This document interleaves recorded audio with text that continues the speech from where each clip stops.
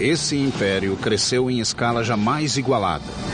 Misterioso, violento ao extremo e incrivelmente inventivo.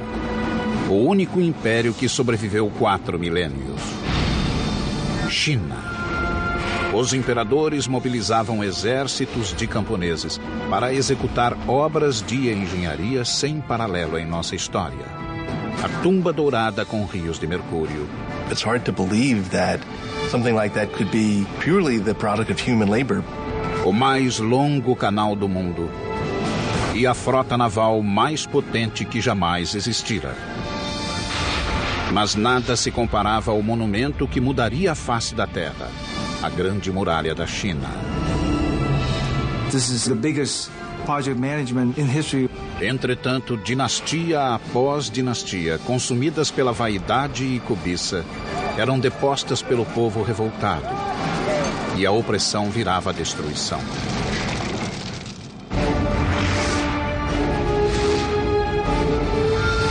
Construindo um império. China.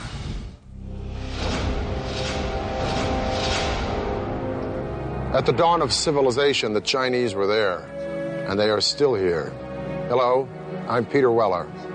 When the Egyptians were building their pyramids, the Chinese already had sumptuous palaces for their kings. When Rome was planning its soaring aqueduct that would bathe its citizens and quench their thirst, the Chinese were redirecting an entire river by blowing up a mountain before gunpowder and building a dam that would irrigate thousands and thousands of acres of land and launch a population explosion the world had never seen.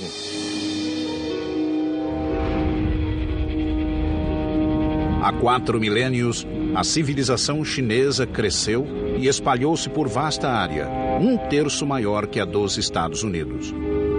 Mas durante séculos a China viveu um caos. Os reinos separados lutavam pelo poder supremo. Guerras e conflitos devastavam o território. China was, as we think of it today, more or less, was made up of a number of states, all of which were fighting with one another for supremacy. The period was called the Warring States. No século III a.C., um reino emergiu como o mais poderoso e o mais impiedoso. Uma província, lar de pessoas hostis e belicosas. Eram ambiciosos, fechados e determinados a conquistar e a unir os 7 reinos. Eram chamados de Qin.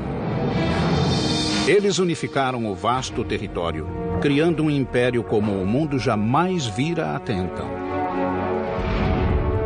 O reino Qin prosperou em uma região fértil e plana, com acesso a rotas comerciais, como a famosa Rota da Seda, que o ligava aos mais longínquos recantos do mundo.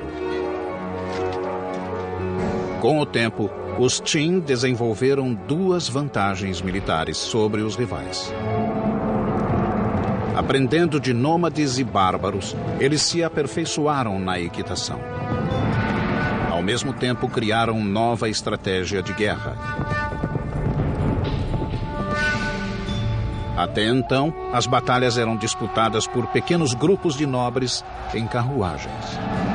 Mas a recente descoberta do metal forjado levou à produção em massa de armas e ao surgimento de um novo tipo de guerreiro, o infante, o soldado a pé. It was a time when the use of iron became much more widespread. So just at the same time as infantry armies, which tended to be much larger, came in, so it was possible to make more weapons. Com essa novidade tática, o povo Qin lançou uma ofensiva para conquistar a China toda. À medida que os rivais caíam, os Qin encararam um novo desafio. Como conseguir alimentação suficiente para esse enorme exército? A responsabilidade recaiu sobre um único homem. Seu nome era Li Bin, oficial do exército Qin e um dos maiores engenheiros de todos os tempos.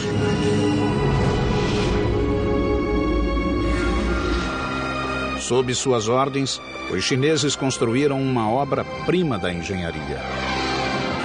Havia séculos que o rio Min atormentava o povo chinês, provocando secas de inverno e inundações de verão. Agora, Li Bing estava resolvido a domar as águas revoltas. O plano era construir uma barragem que criasse um novo curso de água, um canal que controlasse as inundações e fornecesse água suficiente para a necessária produção de alimentos. Mas havia um enorme obstáculo, o Monte Qinshen, que barrava o caminho de seu canal.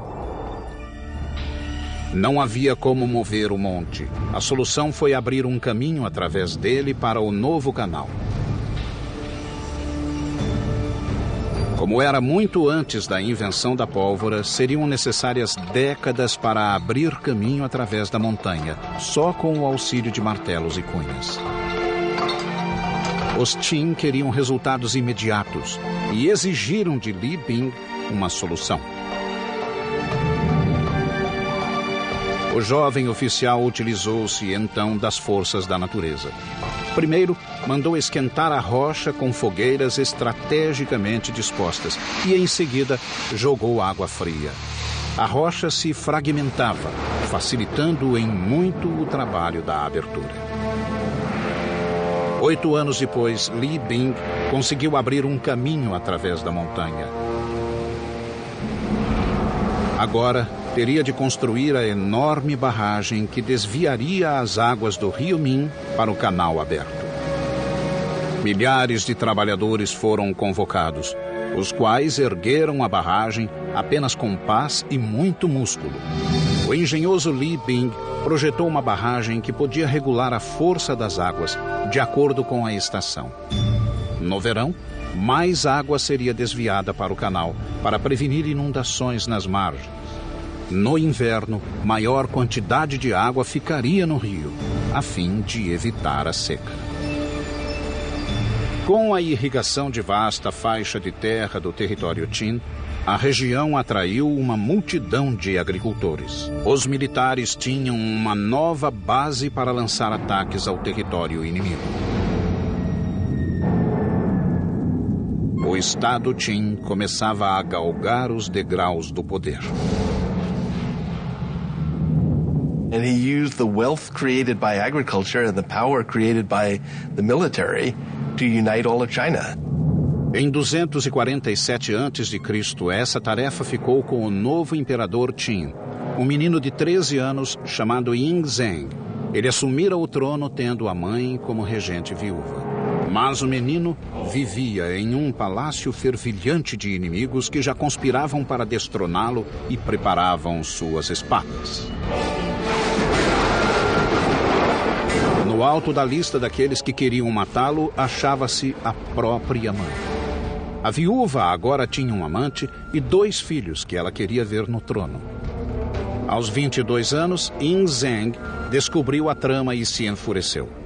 Exilou a mãe e mandou matar os meio-irmãos, bem como o amante da viúva.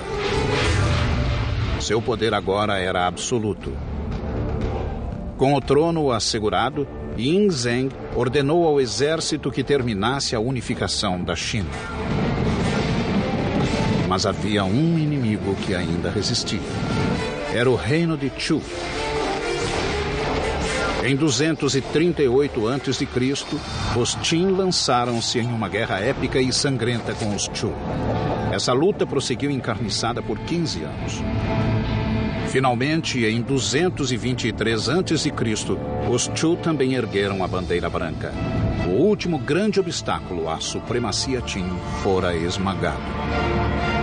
The Qin supremacy over the Chu is they were able to organize their armies in a much more efficient way than had been done before. O sonho do Império Único fora realizado.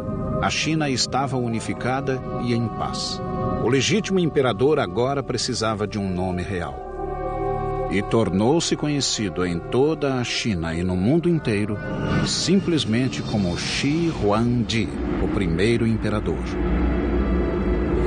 Shi Huangdi declarou que sua dinastia duraria 10.000 gerações.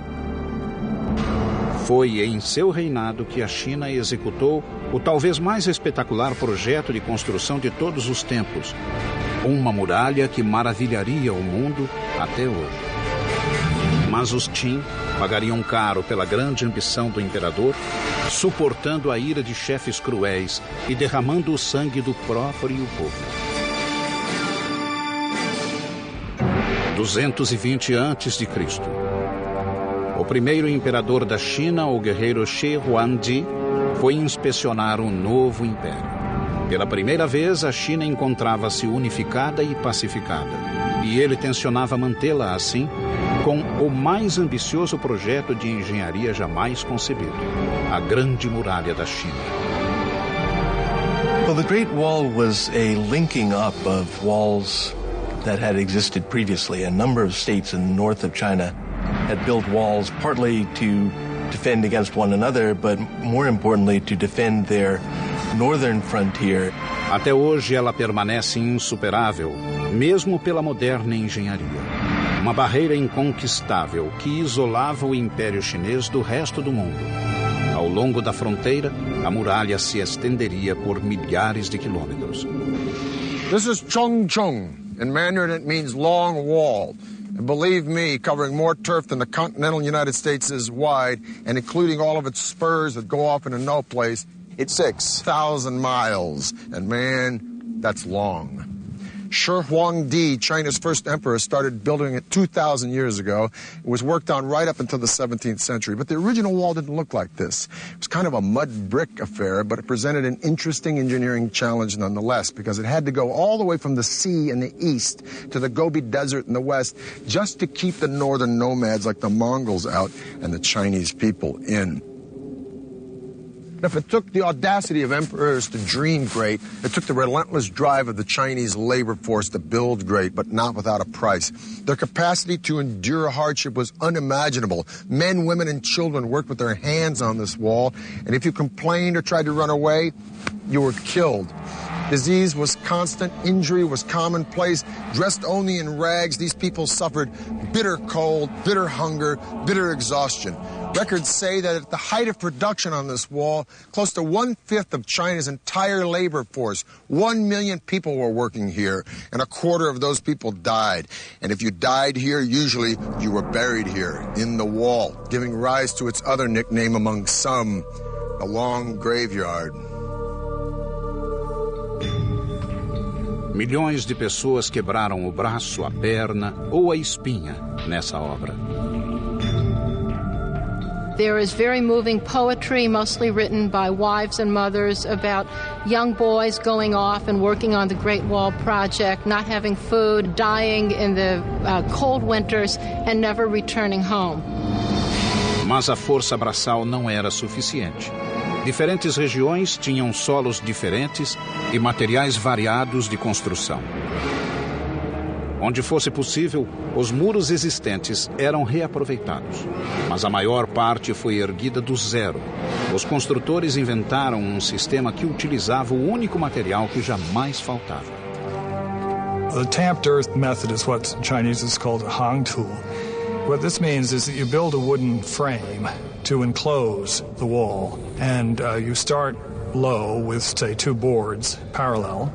And then you pour some gravel and some sticks and some clay, and then you use the end of a log to beat it and pound it until it's very, very compact. And then you put another layer in, and you keep doing that. And then you put other boards on the outside to hold it in place. And you keep going up until you reach the height that you want. Depois de seco, a estrutura era removida, deixando uma verdadeira laje de terra socada, reforçada por bambus, tal como o ferro reforça o moderno concreto.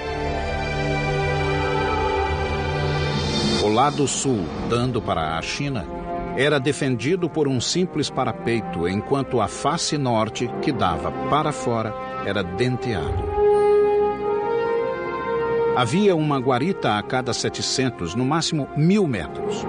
Um caminho calçado corria no alto da muralha para soldados e carroças. Era uma rota eficiente de comunicação para os vigias das guaritas. Mas, como obra de estratégia militar, a muralha funcionava apenas parcialmente. A wall exists to be defended, but in the long run, the wall was not very defensible. Nomads could break through it or go around it. And if you complained or tried to run away, you were killed. Disease was constant, injury was commonplace. Dressed only in rags, these people suffered bitter cold, bitter hunger, bitter exhaustion. Records say that at the height of production on this wall, close to 1/5 of China's entire labor force, 1 million people were working here, and 1/4 of those people died. And if you died here, usually you were buried here, in the wall, giving rise to its other nickname among some, the Long Graveyard. bribe their way through it. Mas a Grande Muralha não foi projetada só para afastar os bárbaros. Era também uma linha simbólica, encerrando e isolando os chineses.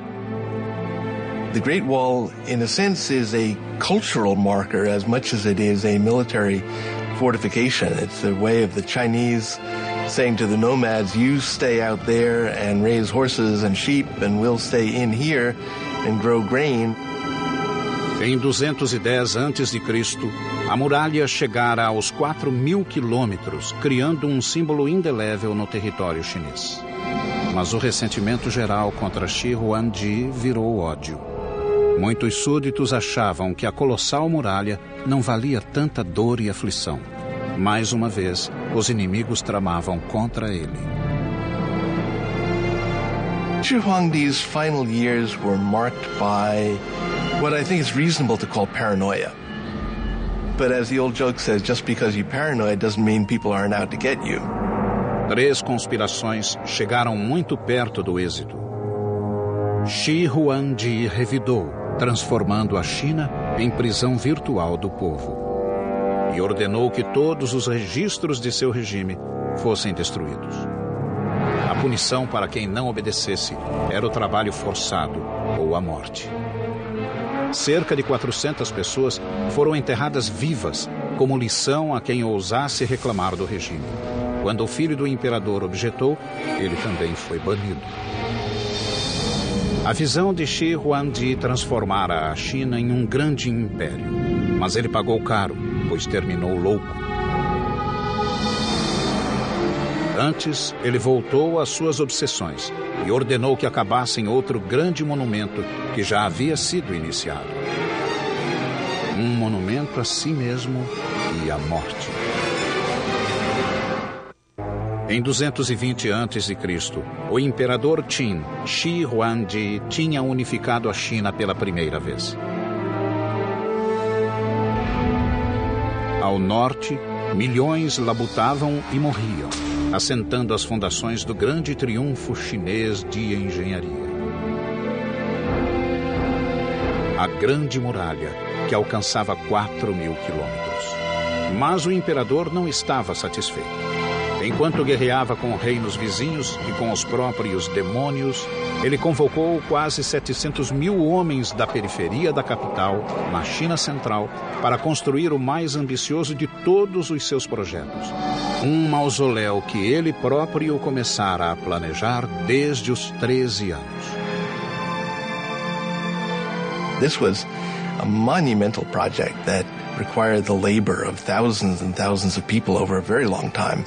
It was, by design, the biggest and best tomb that China had ever known. Em 1974, alguns camponeses, ao cavar um poço, desenterraram um antigo guerreiro chinês. A misteriosa cabeça de terracota foi o portal de uma das maiores descobertas arqueológicas de toda a nossa história.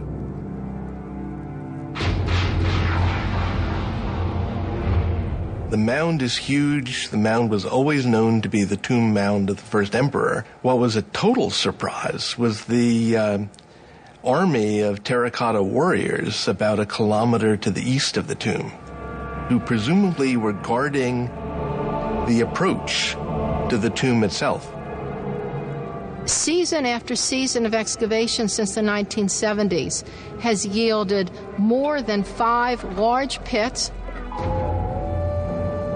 The individualized faces and drapery and armor suggest that each one of these warriors was molded from the life from an individual separate human being. The precision and detail in the sculpting, the firing of the clay are unmatched today. These warriors are a colossal achievement, and some believe the greatest archaeological find of the 20th century.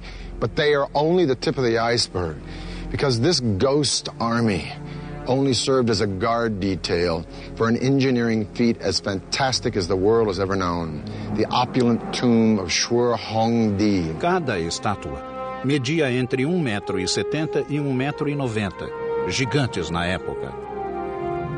Alguns pesavam até 300 quilos. Mas o que surpreendeu os arqueólogos que cuidavam do sítio foi a terracota em si. A argila tinha uma dureza acima de tudo o que tinham visto. Os artesãos de Shi Huangdi desenvolveram uma tecnologia revolucionária, altos fornos de barro com temperaturas acima de 1000 graus Celsius. Os arqueólogos acharam 3 grandes depósitos repletos de estátuas que guardavam a tumba do primeiro imperador. Um deles, o primeiro, continha mais de 6.000 guerreiros e cavalos em formação de batalha. Em outro depósito foram descobertos 1.300 soldados de elite, incluindo arqueiros, carruagens e cavaleiros. No terceiro, com 68 figuras e uma carruagem, achava-se a central de comando de todo o exército, o QG da defesa do Império de Shi Huangdi, até na morte. The military armor is fairly specific. We can tell that the armor used was lacquered leather. We can see that people had cleats on the bottom of their boots to help them run in the mud. We can see the kinds of caps people wore and associate them with rank. Paredes de 10 metros dividiam o enorme complexo que se estendia por 7.000 metros em 3 partes: a cidade de fora, a interna e o mausoléu em si. Na construção da tumba, milhares de trabalhadores escavaram um depósito gigantesco, medindo cerca de 500 por 500 metros, equivalente a quase 600 quadras de basquete. Quando o grande complexo ficou pronto, foi soterrado por uma montanha de terra de 120 metros de altura. Na época, pode ter sido tão alta quanto a Grande Pirâmide do Egito. Mas ao longo de 2000 anos, o tempo desgastou a montanha criada pelo homem, que hoje tem 75 metros. It's hard to believe that something like that could be purely the product of human labor, but it is. That mound was put there, basket full of earth after basket full of earth, to cover what we assume is an entire underground city dedicated to the afterlife of the first emperor. Shi Huangdi's tomb is definitely the expression of a guy who wanted his empire to blow away everything the world had ever known. The ceiling is said to be a night sky studded with constellations made out of pearl. The floor, an entire recreation of his empire in miniature with pavilions and pagodas by a flowing river of mercury. The king himself laid out in gold and jade in a bronze coffin floating on a pool of mercury. Now, all this is pretty fantastic and mind-blowing, but is it true? Well, scientific tests have proven mercury levels 100 times the norm around the mountain, and ground-penetrating radars detected a room inside the mountain 33 feet high. So the emperor's tomb may be all it's cranked up to be, but we're going to have to wait to find out, because the Chinese government has decided not to excavate the place until they have the technology to preserve what's inside. And even then, once they go in, it may be a very treacherous dig. There were corridors and trapdoors and booby traps that were designed to prevent tomb robbing. Now, we assume that those are no longer operable after a couple thousand years, but I'm sure whoever goes into that tomb first is going to step carefully. Shi Huangdi declarou que sua dinastia duraria 10.000 gerações. Mas 3 anos após sua misteriosa morte, o vasto império caiu. O imperador pagara alto preço pelos mirabolantes projetos de engenharia. A Grande Muralha e a tumba arruinaram o país, além de quebrar a espinha dos camponeses. Empurrado até o limite, o povo se revoltou e a China mergulhou no caos.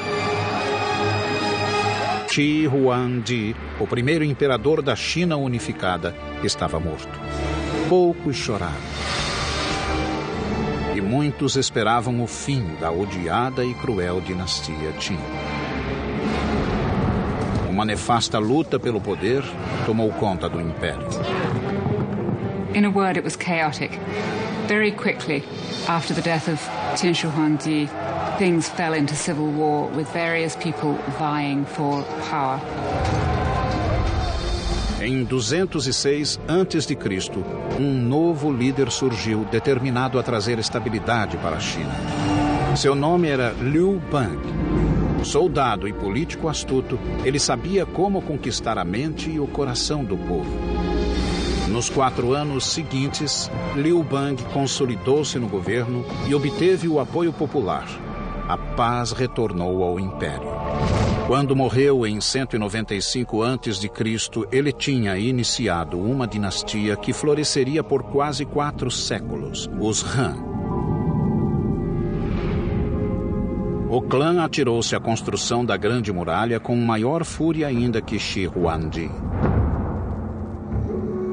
They extended the Great Wall much further to the west than it had been, and set up a set of garrisons and a series of watchtowers that guarded the trade routes out into Central Asia for hundreds of miles to the northwest of the capital. Os Han plantaram fortalezas a intervalos menores que as outras dinastias, de 1 a 4 quilômetros.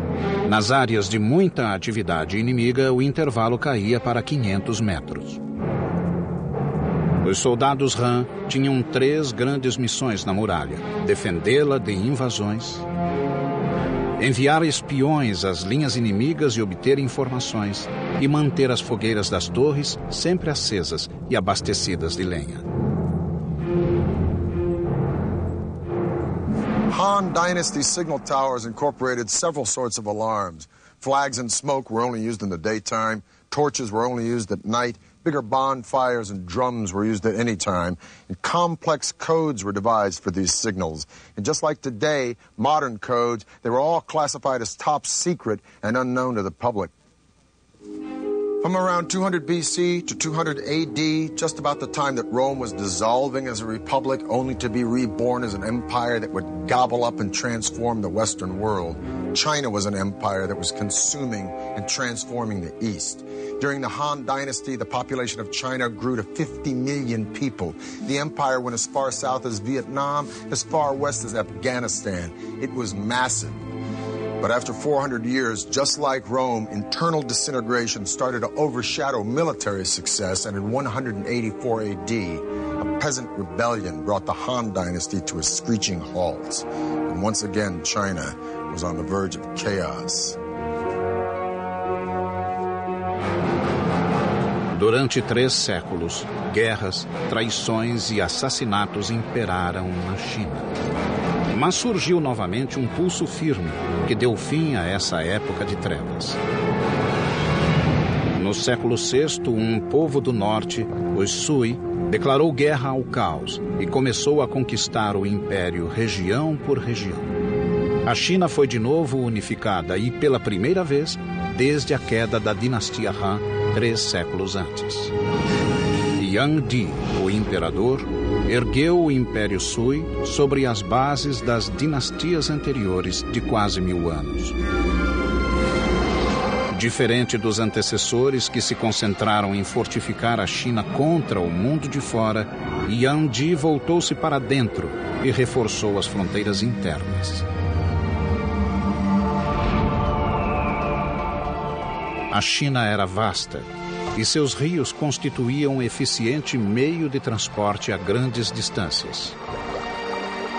2 grandes rios atravessavam o país de leste a oeste, o Yangtze no sul e o Amarelo no norte. Mais de 1000 quilômetros separavam os 2. A China era uma casa dividida. Yang Di decidiu agir e imaginou ligar a China do norte com a do sul com uma artéria central gigantesca, um grande canal. Seria uma estrada de água para mercadores, soldados e cidadãos. Very common to China in terms of constructing any large infrastructure project. They would look at existing waterways and trying to find area where they could connect and link the entire canal. They want to take advantage of the natural geography. Esse gigantesco projeto de construção exigiria mais de 1 milhão de homens trabalhando nas escavações. As condições de vida e trabalho eram péssimas, cruéis e primitivas. Milhares morreram de fome, fadiga e doenças. Alguns eram surrados até a morte pelos supervisores.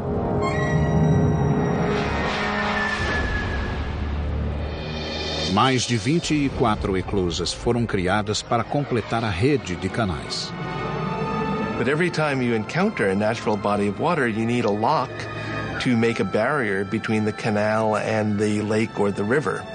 When you go up any significant grade, you have to have locks to raise the water and the boats with it to get over any rise in the terrain. 5 milhões de trabalhadores levaram mais de 6 anos para construir o Grande Canal.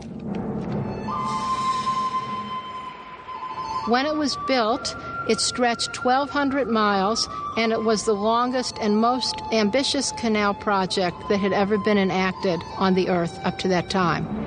Ligando o Rio Amarelo com o Yangtze, o Grande Canal podia transportar bens por até 70 quilômetros em um dia. Ao longo do canal, as cidades prosperaram com o comércio de seda, porcelana e algodão.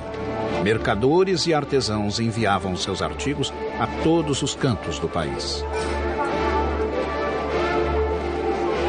Economically speaking, it made interregional trade much easier, as well as providing work for a lot of people, building it, maintaining it, working on it, transporting goods and people up and down it. Tal como o Rio Nilo, no Egito, o canal integrou norte e sul, consolidando as bases do Império Unificado. Well, the canal was a tremendous generator of wealth. There was opportunity for poets to travel, for painters to wander and begin painting landscapes. So it really was an engine of cultural development, not just along its own route, but with influence far beyond its own confines. Com a obra monumental concluída, Yuan Di decidiu que era hora de aproveitar seu belo canal. Foi um espetáculo patético. A corte de 1000 nobres viajava em um luxo que beirava a obscenidade. Well, the emperor had beautifully appointed luxurious imperial barges that could take him down the Grand Canal. So he would spend as much as half of every year enjoying himself in the sunny south. O imperador chegou ao requinte de exigir pratos exóticos e tributos exorbitantes de cada cidade por onde passava. Quando os restos dos lautos banquetes eram jogados na água, os infelizes que haviam construído o canal observavam o desperdício em desespero. Novamente, o imperador chinês subestimara o poder do povo. Os cruzeiros de luxo e consumismo alimentaram um profundo ódio contra o regime decadente. Em 618 d.C., o povo se revoltou e uma série de levantes assolou o país. Outra vez o caos engoliu a China e logo alcançou o próprio palácio. O imperador foi morto pelos generais e a dinastia Sui teve fim repentino. Contudo, o império fora unificado. O cenário estava pronto para a época de ouro do país. Pela primeira vez, os engenheiros expandiram o império para fora dos próprios limites.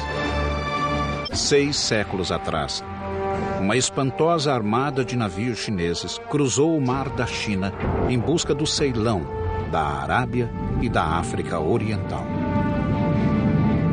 Era uma frota como nunca fora vista, com barcos de 9 mastros, escoltados por dúzias de navios de carga, de patrulha e de transporte de cavalos de montaria. A tripulação somava mais de 27 mil marinheiros e soldados. Era a famosa armada da poderosa dinastia Ming, anunciando ao mundo que após um século de domínio mongol, a China voltara a seus legítimos donos. Na proa, via-se o almirante, um plebeu da província de Yunnan que se tornara um dos mais poderosos líderes da dinastia Ming. Chamava-se Zheng He. Tinha 11 anos quando sua cidade natal caiu nas mãos dos Ming. Arrancado do seio da família, ele foi levado como presente para o príncipe e castrado.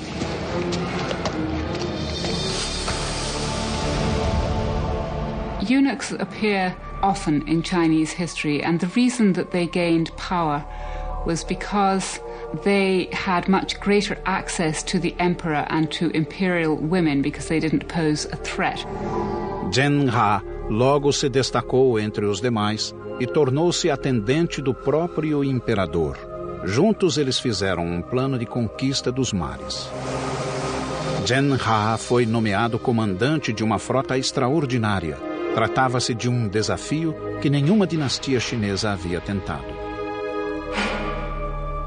He was somebody who definitely wanted to create a personal stamp on the world.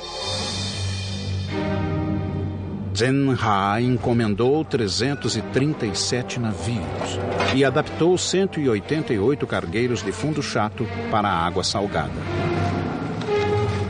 Just to get the building materials together, get the craftsmen, get the designers and all the rest, and then, say, put together a fleet of 300 ships is remarkable. I mean, the British fleet in the time of Napoleon, it had an upper limit of about 100 ships of the line, men of war. Exército de 30.000 carpinteiros, veleiros e artesãos trabalhava e morava nos estaleiros, cuidando noite e dia da magnífica frota de Zhen. No centro do enorme arsenal, 7 docas secas achavam-se separadas do Yangtze por represas de 8 metros de altura. Uma vez prontos os navios, as represas eram abertas, inundando as docas secas. A nau capitânia era espetacular, contando com 9 mastros e medindo 135 metros, quase uma vez e meia o comprimento de um campo de futebol. Foi o maior navio de madeira já construído. Projetado para ser estável, tinha fundo chato, recheado de pedras e uma inovadora madre do leme que podia ser erguida para reduzir o calado em águas rasas. Compartimentos isolados e estanques, inspirados na forma dos gomos de bambu, continham água potável e alimentos, além de manter o barco flutuando, mesmo com brechas no casco. O segundo deck era o alojamento da tripulação. Cozinha, cantina e operações ficavam no terceiro deck, enquanto o quarto servia de plataforma de lutas. Aparelhada, a capitânia tinha 9 mastros e 12 velas quadradas de seda vermelha, tingindo o azul do céu. Os outros navios tinham até 24 canhões de bronze, com alcance de tiro de até 300 metros. Popas e proas tinham esporões para atacar navios menores. Alguns navios transportavam cavalos ou soldados. Outros levavam tanques de água fresca e suficientes provisões para até 28.000 homens. We're talking about a really, really big fleet. It had as many soldiers and sailors on it as the Spanish Armada of 1588. It had about twice as many ships. Em 1405, o comandante eunuco Zhen He zarpou rumo ao mundo. Zheng He was not an explorer. What Zheng He was doing was what we would call in modern terminology power projection. Em 28 anos de carreira naval, o almirante Zhen He visitou 37 países, rodeou a ponta da África até o Oceano Atlântico e comandou uma frota cujos números sobrepujavam os das frotas europeias somadas. As viagens de Zhen He estabeleceram a China como superpotência marítima, mas em 1433 a era marítima da China foi interrompida. Zhen He morreu repentinamente quando visitava a Índia e a frota foi chamada para a China. Um novo imperador ocupava o trono. Com uma ordem incompreensível, ele mudou o curso da história chinesa. Apesar do domínio naval gozado pelo país, a magnífica frota de Zhen He deveria ser incendiada. Foi um dos momentos decisivos da história. A China tinha tudo para ser senhora dos mares e colonizar o mundo, anos antes dos portugueses, espanhóis, holandeses e ingleses. Sob o novo imperador, todos os navios marítimos foram destruídos. Até os portulanos de Zhenha foram queimados. A era marítima da China terminara. Todas as portas agora se fechavam. Os navios se foram e a promessa de poder internacional e conquistas estava morta. O motivo da decisão do imperador permanece um mistério até hoje. 1449, 16 anos depois que o império se isolou de novo, o velho inimigo da China retornou. Os mongóis lançaram um ataque maciço. Tal como as dinastias anteriores, os Ming refugiaram-se na muralha para se proteger.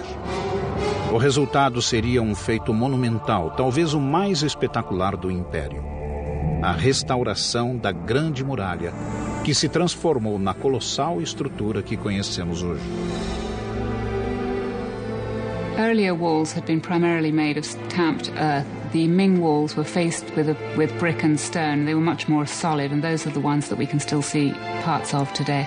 Uma mistura de papa de arroz e calcário queimado criou uma argamassa cuja eficiência rivaliza com a do moderno cimento. A construção de fortes militares na Grande Muralha atingiu o auge na dinastia Ming. Paredes duplas foram acrescentadas em certos pontos, juntamente com bastiões, passagens secretas e outros recursos. Guaritas de vários formatos e tamanhos serviam de abrigo ou simplesmente de torres de sinalização. As guaritas de abrigo eram grandes o bastante para guardar alimentos e armas e ainda dar alojamento aos soldados. Escadarias internas levavam até o alto da torre, onde pequenas aberturas serviam de vigias. As defesas englobavam vários itens, incluindo a artilharia. The Chinese have a clear superiority over the Mongols in gunpowder weapons. And as long as the Ming Dynasty could maintain a cohesive enough army along the Great Wall, they were capable of resisting individual Mongol attacks.